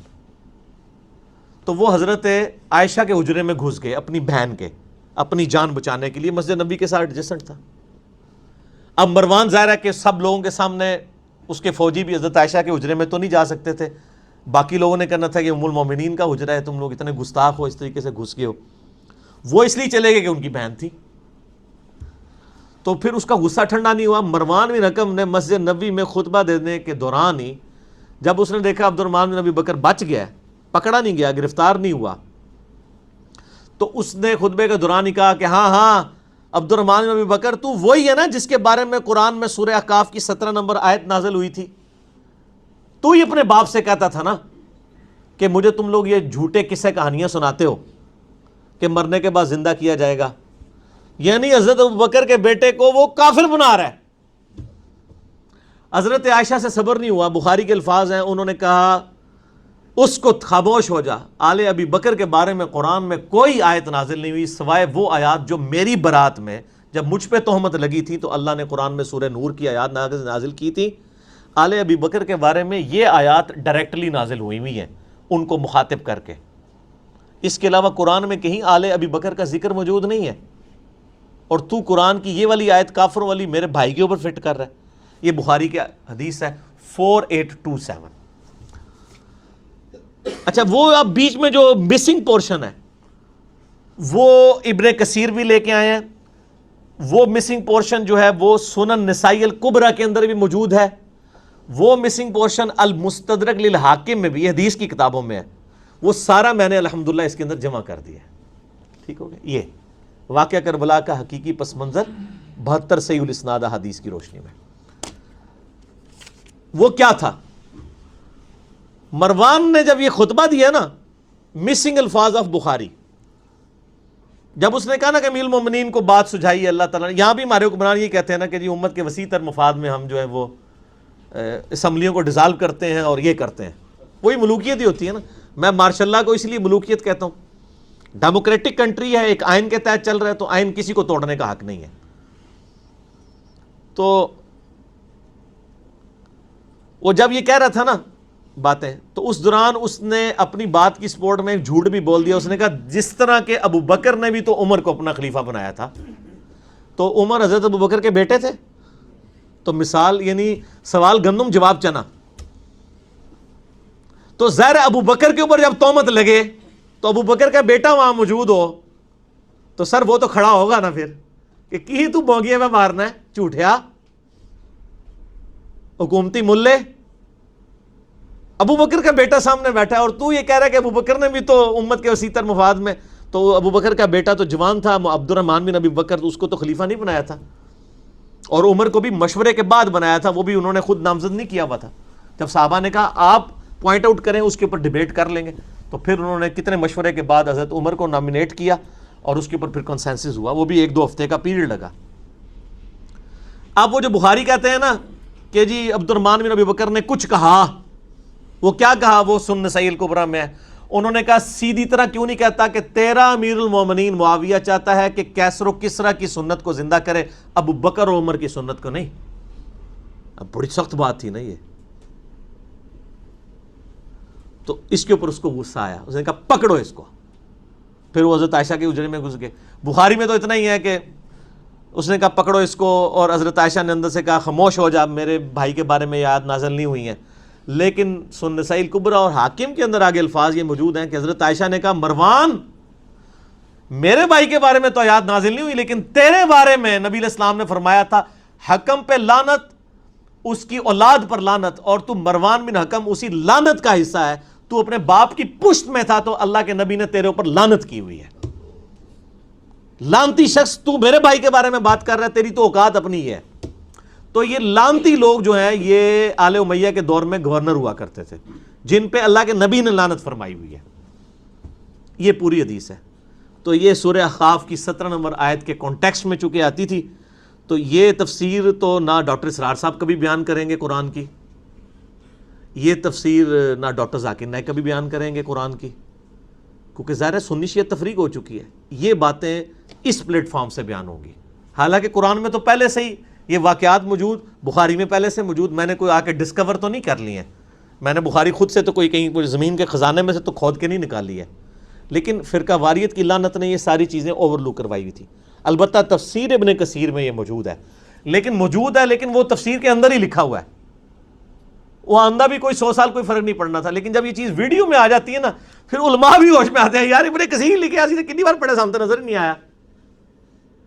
چونکہ آپ نے چشمہ لگا کے پڑھا ہوتا ہے تو وہ فرقے کی نظر سے پڑھا ہوتا ہے. جب یہ ساری چیزیں پڑھیں گے تو کلیئر ہوگا. ٹھیک ہوگا جی. اولئک الذین حق علیہم القول فی امم قد خلت من قبلہم من الجن والانس. تو ایسے لوگ جو کافروں کی روش اختیار کرتے ہیں ان کے بارے میں اللہ کا قول پکا ہے ان سے پہلے بھی امتوں میں، چاہے وہ جن ہو یا انسان. انہم کانوا خاسرین، کہ بے شک یہ لوگ خسارے والے ہیں. وَلِكُلٍّ دَرَجَاتٌ مِّمَّا عَمِلُوا، اور ہر ایک کے لیے مرتبے ہوں گے ان کے اعمال کے مطابق. ظاہر ہے ہر شخص کو ایک مرتبہ نہیں ملنے والا. جس مرتبے میں سیدنا ابو بکر، عمر، عثمان و علی رضی اللہ عنہم اجمعین ہوں گے وعلیہم السلام اجمعین، اس مرتبے میں تو ان کے ساتھ والے اصحاب بھی نہیں ہوں گے، چاہے جائے کہ ہم تو سوچ بھی نہیں سکتے. جس کا جو لیول ہے اس کے مطابق اسے رکھا جائے گا. صحیح بخاری میں حدیث ہے نا, نبی علیہ السلام کے پاس حضرت جبرائیل علیہ السلام آئے اور ڈسکشن شروع ہوئی کہ جو یعنی صحابہ کرام میں جو مرتبے ہیں وہ کس اعتبار سے ہیں. ٹھیک ہے, تو اس میں یہ ڈسکشن کے دوران یعنی صحابہ کرام میں مرتبے کا جب ذکر ہوا تو بتایا گیا کہ جی سب سے زیادہ مرتبہ ان اصحاب کا ہے جو بدر میں شریک ہوئے. ٹھیک ہو گیا. اس کے بعد جو احد میں شریک ہوئے, تو وہ فرشتے نے پھر عرض کی کہ ہم فرشتوں کے ہاں بھی مرتبے اسی طریقے سے ہیں جو بدر میں شریک ہوئے اور جو احد میں شریک ہوئے. فرشتوں کے مرتبے بھی ڈیفائن ہو رہے ہیں اس کی بنیاد کی. سورہ حدید میں ہے کہ جو فتح مکہ سے پہلے ایمان لائے اور جو بعد میں, وہ دونوں کبھی بھی برابر نہیں ہو سکتے. اگرچہ دونوں کے لیے جنت کا وعدہ ہے لیکن وہ لیول برابر نہیں ہو سکتا. البتہ اگر کوئی محنت کرے تو اوپر جا سکتا ہے. حضرت عمر 40ویں نمبر پہ مسلمان ہوئے, محنت کر کے دوسرے نمبر پہ پہنچے. محنت کر کے انسان اوپر جا سکتا ہے, بعد کے لوگ بھی اوپر جا سکتے ہیں. حضرت ویسے کرنی صحابی نہیں ہے. اور صحیح مسلم میں حدیث ہے, نبی علیہ السلام فرما رہے ہیں جو کوئی اویس سے ملے اس سے اپنے لیے دعا کروائے. ٹھیک ہے, وہ اپنی ماں کی خدمت کی وجہ سے میرے پاس حاضر نہیں ہو سکا تو ان کو اللہ نے اتنا مرتبہ دیا ہے. پھر حضرت عمر کے دور میں حضرت عمر نے ان کے لیے دعا بھی کی. حضرت عمر کے لیول کا تو ان کا مرتبہ نہیں ہے, لیکن یہ بہت بڑی آنر تھی کہ حضرت عمر کسی شخص سے اپنے لیے دعا کروا رہے ہیں. بہت بڑی بات تھی. یہ صحیح مسلم کے اندر ہے. وَلِيُوَفِّيَهُمْ أَعْمَالَهُمْ وَهُمْ لَا يُظْلَمُونَ, اور اللہ تعالیٰ ان کے اعمال کا ان کو پورا پورا بدلہ دے گا, ان پر کوئی ظلم نہیں ہوگا. وَيَوْمَ يُعْرَضُ الَّذِينَ كَفَرُوا عَلَى النَّارِ, اور جب کھڑا کیا جائے گا قیامت والے دن انکار کرنے والوں کو دوزخ کی آگ پر, اذهبتم طیباتکم فی حیاتکم الدنیا واستمتعتم بها, تو انہیں کہا جائے گا تم نے ختم کر دیا تھا اپنی نعمتوں کا حصہ اپنی دنیا کی زندگی میں اور خوب لطف اٹھا لیا. تو ادھر بھی لوگ کہتے ہیں دھیان مٹھا اگلا کس نے ڈٹھا. تو جب دوزخ میں ان کو ڈالا جائے گا تو اللہ کی طرف سے ندا آئے گی کہ تم اپنی یاشیاں اپنے حصے کی دنیا میں کر رہے ہو, ادھر کے لیے کچھ نہیں بچایا. یہی تو ہم کہتے ہیں دنیا اللہ کی مرضی کی گزارو, آخرت آپ کی مرضی کی ہوگی. اور اگر دنیا آپ نے اپنی مرضی کی گزاری پھر آخرت اللہ کی مرضی کی ہوگی. وَلِعَاذُ بِاللَّهِ تَعَالَى اللہم اجرنا من النار. فَالْيَوْمَ تُجْزَوْنَ عذاب الہون, تو آج کے دن تمہیں رسوائی کا عذاب ہوگا, بما کنتم تستکبرون فی الارض بغیر الحق, اس چیز کی سبب جو دنیا میں تم تکبر کرتے تھے بغیر کسی وجہ کے. بما کنتم تفسقون, اور تم نافرمانیاں کیا کرتے تھے. اور تکبر صحیح مسلم میں ہے, تکبر یہ نہیں کہ تم اچھا لباس پہنو یا اچھے دکھو, تکبر یہ ہے کہ تم حق بات سے اناد کرو اور لوگوں کو حقیر سمجھو. ایک بندے کو بتایا قرآن میں لکھا ہے ایاک نعبد و ایاک نستعین, اب تو یا شیخ عبد القادر جیلانی مدد کہنا چھوڑ دے, پھر بھی وہ اکڑا ہوا ہے, وہ متکبر ہے. صحیح مسلم کی حدیث کے تحت. وَاذْكُرْ أَخَا عَاد, اے نبی علیہ السلام ان سے ذکر کیجئے ان کے بھائی عاد کا. یہ بھائی جو ہے یہ وہ والا بھائی نہیں ہے جو ہمیں لال رومال والے بتا رہے ہوتے ہیں. ٹھیک ہے, یہ بھائی سے مراد ہے ہم قوم. ظاہر نبی تو باپ قرآن نے کہا کہ امت کا باپ ہے, اس کی بیویاں امت کی مائیں ہیں, یہ وہ بھائی والا نہیں. جیسے اسماعیل دہلوی لکھتا ہے کہ وہ انبیاء جو ہیں ہمارے بڑے بھائی ہیں اور ان کی عزت بڑے بھائیوں جیسی کرنی چاہیے. تقویۃ الایمان میں اس نے لکھا نا. اسی پہ پھر احمد بریلوی صاحب نے گرفت کی ہے, وہ بالکل ٹھیک گرفت کی ہوئی ہے. یعنی دیکھیں کہ ان کے بزرگوں نے بھی پھر دیوبند اور اہل حدیث کے بزرگوں نے اس قسم کی گستاخیاں کی ہیں جس کے اوپر پھر گرفت کرنی پڑی ان کو, اور سب بریلویوں کے بزرگوں نے بھی کی ہے جس پہ پھر مجھے بھی گرفت کرنی پڑی, کیونکہ نہ میں وہابی نہ میں بابی, میں ہوں مسلم علمی کتابی. تو مسئلہ 71B میں ہم نے کسی کے بزرگوں کا لحاظ نہیں کیا, کفر کا فتویٰ کسی پہ نہیں لگایا, عبارتوں پہ لگایا ہے. عبارت پہ کفر کا فتویٰ ہوتا ہے, شخصیات پہ اس لیے نہیں ہوتا. ہو سکتا ہے مرنے سے پہلے اس نے توبہ کر لی ہو. ٹھیک ہو گیا جی. تو ان کے بھائی جو ہے وہ قوم عاد میں جو بھائی آئے ہود علیہ السلام, ان کا ذکر کرو. اذ انذر قومہ بالاحقاف, جب انہوں نے اپنی قوم کو احقاف میں ڈر سنایا. وقد خلت النذور من بین یدیہ ومن خلفہ, جبکہ ان کے پاس پیغمبر پہلے بھی گزر چکے تھے اور بعد میں بھی آنے والے تھے. اللہ تعبدوا الا اللہ, کہ مت عبادت کرو سوائے اس اللہ کے. انی اخاف علیکم عذاب یوم عظیم, بے شک مجھے خوف ہے کہ بڑے دن کا عذاب, بہت بڑا عذاب تمہیں آ پکڑے گا. یعنی یہ حضرت ہود علیہ السلام نے قوم عاد کو یعنی تبلیغ کی انہوں نے آگے سے جواب میں کیا کہا؟ قالوا اجئتنا لتأفکنا عن آلہتنا، اے ہود تو ہمارے پاس اس لیے آیا کہ تو ہمیں ہمارے خداؤں سے بھٹکا دے، ہمارے بزرگوں سے ہمیں متنفر کروا دے، اس لیے آیا۔ فأتنا بما تعدنا ان کنت من الصادقین، اگر تو واقعی سچا ہے نا تو جو عذاب جو ڈرا رہا ہے نا لے آ، وہ عذاب کدھر ہے؟ قال انما العلم عند اللہ، وہ کہنے لگے یہ عذاب کب آنا، یہ تو اللہ کے پاس علم ہے، یہ شان تو صرف شیخ عبد القادر جیلانی کی ہے کہ وہ نگاہ مار کے تو شہر نو ساڑ دیں، میرے پاس تو نہیں ہو سکتی۔ آج کی دور میں یہ بات ہو رہی ہے، پیغمبر کہہ رہا ہے کہ میرے اختیار میں عذاب نہیں، کہ کیسے آئے گا کب آئے گا مجھے تو یہ پتہ ہی نہیں ہے۔ وہ ایک نگاہ ماری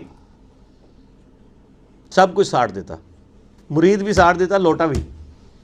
ٹھیک ہے، یہ بھی کلپ میرا ایک چڑھا ہوگا۔ بس جھوٹی چیزیں ان بزرگوں کی طرف منسوب ہیں، بزرگوں کا قصور نہیں ہے۔ تو فرما دیجئے علم اللہ کے پاس ہے۔ وَأُبَلِّغُكُم مَّا أُرْسِلْتُ بِهِ وَلَٰكِنِّي أَرَاكُمْ قَوْمًا تَجْهَلُونَ، تو وہ کہنے لگے کہ میں تو پیغام اللہ کا پہنچانے والا تمہارے پاس آیا ہوں، لیکن مجھے یہ لگ رہا ہے کہ تم لوگ جاہل قوم ہو، یعنی تم لوگ برباد ہی ہوگے جو تم بات قبول نہیں کر رہے۔ فَلَمَّا رَأَوْهُ عَارِضًا مُسْتَقْبِلَ أَوْدِيَتِهِمْ، پس جب انہوں نے دیکھا کہ عذاب بادل کی صورت میں ان کی وادیوں کی طرف آ رہا ہے۔ اب یہ عذاب انہیں نہیں پتا تھا، یہ صرف پیغمبر کو پتا تھا کہ یہ عذاب آ رہا ہے، اور وہاں پہ تو قحط سالی تھی، وہ بڑے خوش ہوئے کہ جناب بادل آ رہا ہے، بارش برسے گی۔ قالوا ھذا عارض ممطرنا، وہ کہنے لگے یہ بادل ہے ہم پہ برسنے والا ہے۔ اب کیا ہوا کہ وہ اس بادل جب آیا تو سارے لوگ گرمی کی وجہ سے باہر نکل کے بادل کے نیچے کھڑے ہوئے، بادل میں سے ایک آگ نکلی اور پوری قوم تباہ و برباد ہو گئی۔ بخاری مسلم میں حدیث ہے، اما عائشہ کہتی ہیں کہ نبی علیہ السلام جب کبھی آندھی چلتی نا اور بجلی چمکتی اور بادل یوں اکٹھے ہوتے تو نبی علیہ السلام فوراً نماز میں مشغول ہو جاتے۔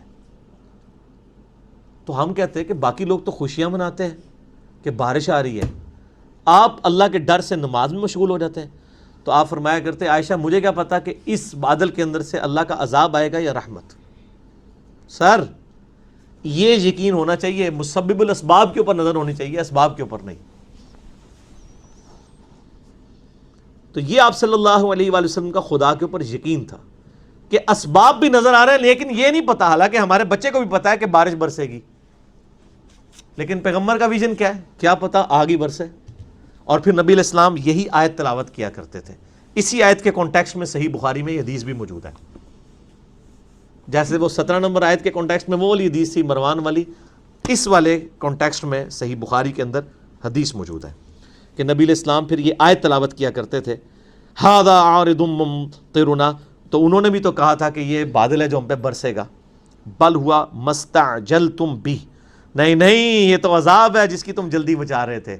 یعنی یہ بٹوین دی ورڈ بات ہو رہی ہے کہ تم تو بڑے خوش ہو رہے ہو، تمہیں پتہ ہی نہیں تمہارے ساتھ کیا ہونے والا ہے۔ ریح فیہا عذاب علیم، ایک تند ہوا ہے اس میں دردناک عذاب۔ تو دمر کل شیء بامر ربھا، تہس نہس کر کے رکھ دی ہر چیز اس نے اپنے رب کے حکم سے۔ فاصبحوا لا یرا الا مساکنہم، تو جب صبح ہوئی تو اس حالت میں تھے کہ ان کے مکان جو ہیں وہ صرف باقی تھے کھنڈرات کی شکل میں، انسان کوئی وہاں پر آباد نہیں تھا، سب تباہ و برباد کر دیے۔ کذالک نجزی القوم المجرمین، اسی طریقے سے ہم بدلہ دیتے ہیں مجرمین کو۔ صرف اہل ایمان کو تو پہلے ہی بچا لیا گیا، وہاں سے نکال لیا گیا۔ وَلَقَدْ مَكَّنَّاهُمْ، اور ہم نے ان کو قوت دی تھی، فِي مَا إِن مَّكَّنَّاكُمْ فِيهِ، جو اے مشرکین عرب تمہیں بھی طاقت نہیں دی ہے جو ان کے پاس طاقت تھی، جو اللہ تعالیٰ نے ان کو طاقت دی تھی، پہاڑ تراش تراش کے وہ اپنے مکان بنایا کرتے تھے، اتنے بڑے بڑے جثے تھے، لیکن اللہ نے تباہ و برباد کر دیے۔ وَجَعَلْنَا لَهُمْ سَمْعًا وَأَبْصَارًا وَأَفْئِدَةً، ان کو بھی اللہ تعالیٰ نے کان، آنکھیں اور دل دی تھی، لیکن یہ انسٹرومنٹ یوز کر کے انہوں نے حق بات تک رسائی حاصل نہیں کی۔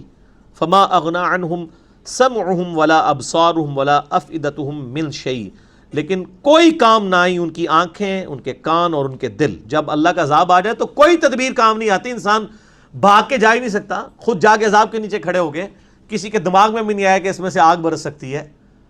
فزیکل فینومینا آف نیچر ٹوٹ گیا نا، اللہ تعالیٰ نے عذاب نازل کر دیا۔ اذ کانوا یجحدون، جب کہ وہ انکار کیا کرتے تھے، بآیات اللہ، اللہ کی آیات کا، وحاق بہم ما کانوا بہ یستہزئون، اور اس عذاب نے ان کو آ کے گھیر لیا جس کا وہ مذاق اڑایا کرتے تھے۔ وہ مذاق پہلے گزرا ہے نا کہ اے ہود لے آنا عذاب کدھر ہے، تو اللہ لما یہ مذاق اڑاتے تھے اسی عذاب نے ان کو آ کے گھیر لیا. اللہم اجرنا من النار. وَلَقَدْ أَهْلَكْنَا مَا حَوْلَكُمْ مِنَ الْقُرَىٰ وَصَرَّفْنَا الْآيَاتِ لَعَلَّهُمْ يَرْجِعُونَ، اور ہم نے برباد کر دیے کئی ایک بستیاں جو تمہارے ارد گرد ہیں مشرکین عرب، اور ہم نے مختلف انداز میں اپنی نشانیاں بھیجی تھیں تاکہ لوگ ہماری طرف پلٹیں. یعنی مشرکین عرب کو بھی دھمکی دی جا رہی ہے کہ تم پہ بھی عذاب آ جائے گا. پھر وہ غزوہ بدر کی شکل میں ان پہ عذاب نازل ہوا، پھر بعد میں لوگوں نے ایمان بھی قبول کر لیا. فلولا نصرهم الذين اتخذوا من دون الله قربانا آلهة، پس کیوں مدد نہ کی ان کے ان معبودوں نے جن کے تقرب کے لیے وہ بڑی قربانیاں کیا کرتے تھے. ٹھیک ہے جی. بل ضلوا عنهم، بلکہ وہ سارے جھوٹے معبود ان سے جاتے رہے. وذلك افکهم وما كانوا يفترون، اور وہ ہے ہی باز ڈھونگ تھا جو انہوں نے رچایا ہوا تھا، وہ تو جھوٹا بہتان تھا ان کا اپنے بتوں کے بارے میں، اپنے بزرگوں کے بارے میں کہ اللہ کے مقابلے پہ وہ بچا سکتے ہیں. وَإِذْ صَرَفْنَا إِلَيْكَ نَفَرًا مِّنَ الْجِنِّ، اب وہ بات آ رہی ہے جو بخاری مسلم میں بھی واقعہ ڈیٹیل سے آتا ہے کہ جنات کے اوپر پابندی لگا دی گئی تھی کہ وہ ملائے اعلیٰ کی گفتگو نہیں سن سکتے تھے. نبی علیہ السلام کے آنے سے پہلے جنات جو ہے وہ آسمانوں کی طرف بلند ہو کے فرشتوں سے باتیں چرا کے نجومیوں کو بتا دیا کرتے تھے، لیکن جب وہ روک قائم ہوئی نا تو اس سے ان کے کان کھڑے ہوئے کہ دنیا میں کوئی بہت بڑا واقعہ ہو گیا ہے کہ جو ہمیں پہلے رسائی حاصل تھی اب وہ بیریئر لگ چکے ہیں. وہ بیریئر کیوں لگائے گئے تھے؟ تاکہ ان کی توجہ اس طرف دلائی جائے کہ دنیا میں کوئی غیر معمولی واقعہ ہوا ہے، یعنی پیغمبر آخر الزماں آ گئے ہیں صلی اللہ علیہ وآلہ وسلم. سورۃ الجن میں بھی آتا ہے، یہاں پہ بھی اس کا دو جگہ پہ جنات کی اس گفتگو کا ذکر ہے. وہ سورہ جن میں انشاءاللہ پارہ نمبر 29 میں کور کریں گے، یہاں پر بھی آ رہا ہے. تو اللہ تعالیٰ فرماتا ہے وَإِذْ صَرَفْنَا إِلَيْكَ نَفَرًا مِّنَ الْجِنِّ، اور جس وقت ہم نے متوجہ کر دیا جنات کی ایک جماعت کو اے نبی علیہ السلام آپ کی طرف، يَسْتَمِعُونَ الْقُرْآنَ، کہ وہ قرآن کی جب آپ تلاوت کر رہے تھے ان جنوں نے وہ قرآن سنا. سر یہ جن کیسے جن تھے؟ گمراہ جن تھے. ٹھیک ہے جی، یعنی وہ حق کے متلاشی تھے لیکن ان کے سامنے کوئی ہدایت چیز موجود نہیں تھی. اس کے باوجود پہلی دفعہ قرآن سنا وہ فوراً اس کو قبول کرنے والے بن گئے. اہل ایمان بھی جن موجود تھے، پہلے بھی ہیں، آج بھی موجود ہیں، لیکن ان کی تعداد بہت کم ہوتی ہے، زیادہ تر تو گمراہی کے راستے پہ ہوتے ہیں. بار اللہ تعالیٰ فرما رہا ہے جیسے ہی انہوں نے حق بات دیکھی اس کو فوراً قبول کر لیا. کیسے ان کے پر اثر ہوا؟ فَلَمَّا حَضَرُوهُ قَالُوا أَنصِتُوا، جب وہ آپ کی خدمت میں پہنچے. اور یہ مسجد جن آج بھی موجود ہے مکہ شریف کے اندر. میں نے اس مسجد کے اندر نماز بھی پڑھی ہے، بالکل واکنگ ڈسٹنس پہ ہے.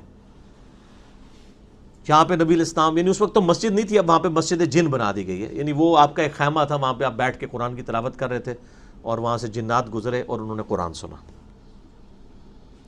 جب وہ آپ کی خدمت میں پہنچے تو انہوں نے ایک دوسرے سے کہا خاموش ہو جاؤ.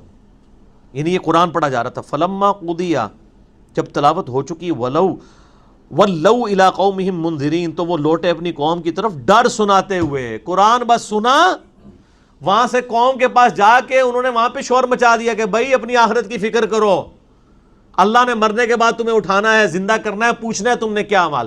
ایک لمحے میں انہوں نے دعوت حق قبول بھی کی اور دائی بھی بن گئے.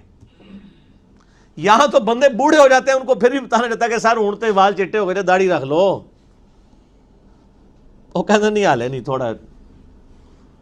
اور یہ دیکھ لیں ایک مجلس میں زندگی پلٹی ہے ان کی.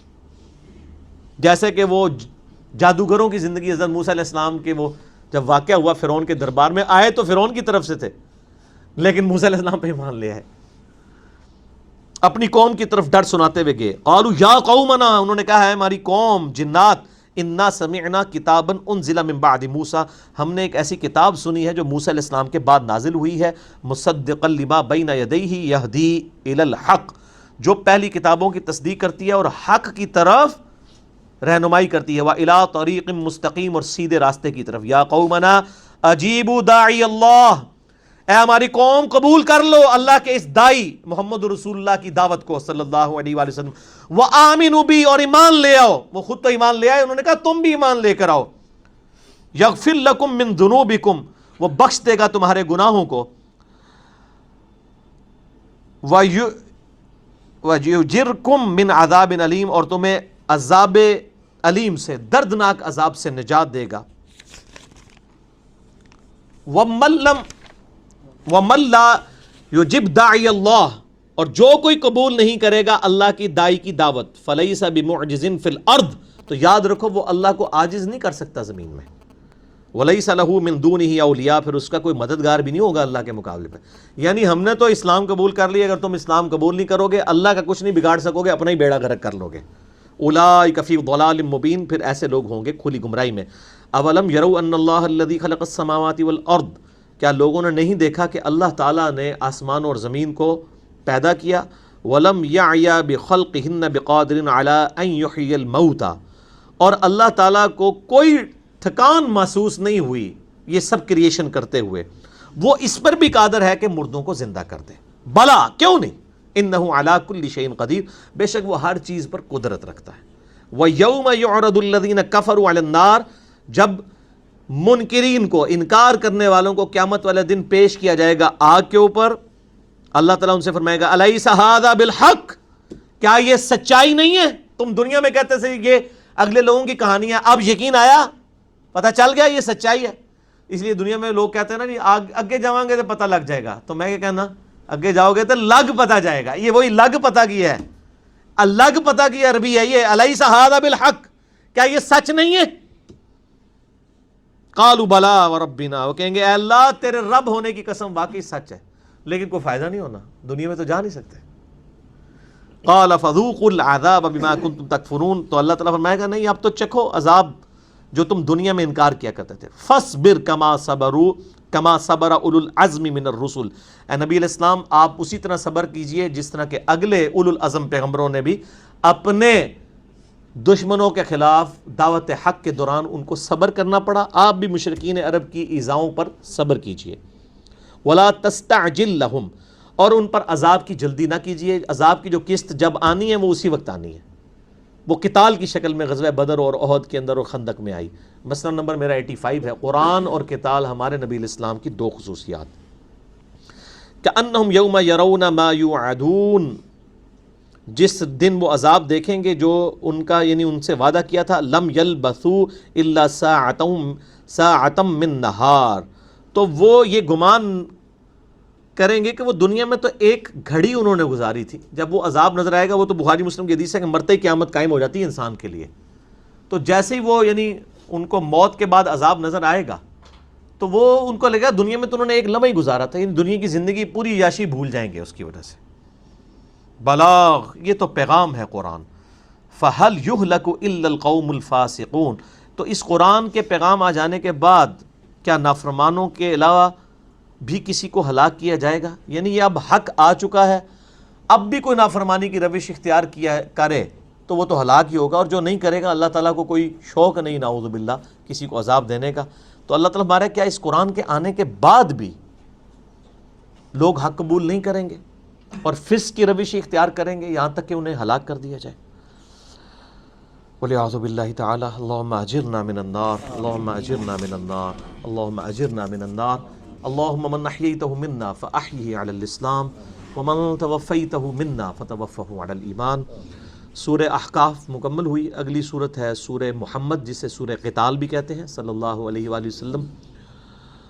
انشاءاللہ اگلے سنڈے کو سٹارٹ کریں گے۔ اللہ تعالیٰ سے دعا ہے جو حق بات میں نے کہی اللہ تعالیٰ ہمارے دلوں میں راسخ فرمائے، اگر جذبات میں میرے منہ سے کوئی غلط بات نکل گئی اللہ تعالیٰ ہمارے دلوں سے ہی اسے محو کر دے اور ہمیں معاف بھی فرما دے، ہمیں کتاب و سنت کی تعلیمات پر عمل کر کے دوسرے بھائیوں تک پہنچانے کی توفیق عطا فرمائے۔ سبحانک اللہم و بحمدک، اشہد ان لا الہ الا انت، استغفرک و اتوب الیک، وما علینا الا البلاغ المبین۔ جزاکم اللہ خیرا، احسن جزاک۔